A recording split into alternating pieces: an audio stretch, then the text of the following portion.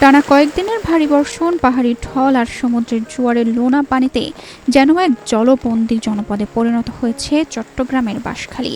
যতদূর চোখ যায় শুধু পানি আর পানি। পানির নিচে তলিয়ে গেছে ঘরবাড়ি, রাস্তা, কৃষিজমি ও মাছের ক্ষেত। উপজেলার অন্তত অর্ধ লক্ষাধিক মানুষ এখন পানিবন্দী জীবন কাটাচ্ছেন।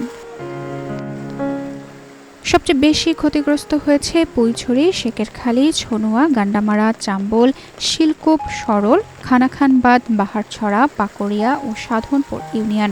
অনেক পরিবারের ঘরে হাঁটু থেকে কোমর সমান পানি। রান্নাঘরে পানি ঢুকে পড়ায় কয়েকদিন ধরে জ্বলেনি চুলা। শিশুদের কান্না, বয়স্কদের অসহায় দৃষ্টি আর অনিশ্চয়তায় কাটছে হাজার মানুষের রাত দিন। করোনা বা যে কোনো ভাইরাসের এগেইনস্টে ফাইট মানি ব্যাকট্রলের লেফট রাইট। পানিতে তলিয়ে গেছে শত শত ঘরবাড়ি, গ্রামীণ সড়ক, মাছের ক্ষেত ও ফসলি জমি। মুহূর্তেই শেষ হয়ে গেছে বহু মানুষের বছরের একমাত্র সম্বল।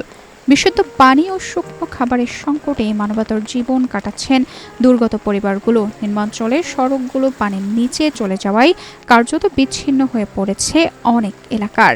জরুরি প্রয়োজনে বের হওয়াও কঠিন হয়ে পড়েছে সবার। স্কুল, কলেজ, বাজার, কর্মস্থল সবকিছুই যেন থমকে গেছে বন্যার পানিতে। দুর্গত মানুষের একটাই দাবি, তাদের পাশে দাঁড়ান। তারা বলছেন এখন সবচেয়ে বেশি প্রয়োজন শুকনো খাবার, বিশুদ্ধ পানি, ওষুধ ও নিরাপদ আশ্রয়ের। শিশু, নারী ও বৃদ্ধদের নিয়ে চরম অনিশ্চয়তার মধ্যে দিন কাটছে তাদের।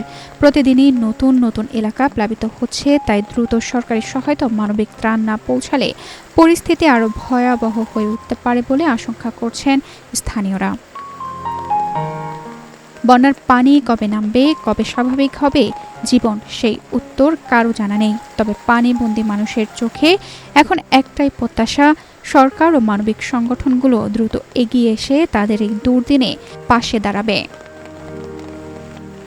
তানজিদা রহমান, ইনায়া, বাংলাদেশ প্রতিদিন।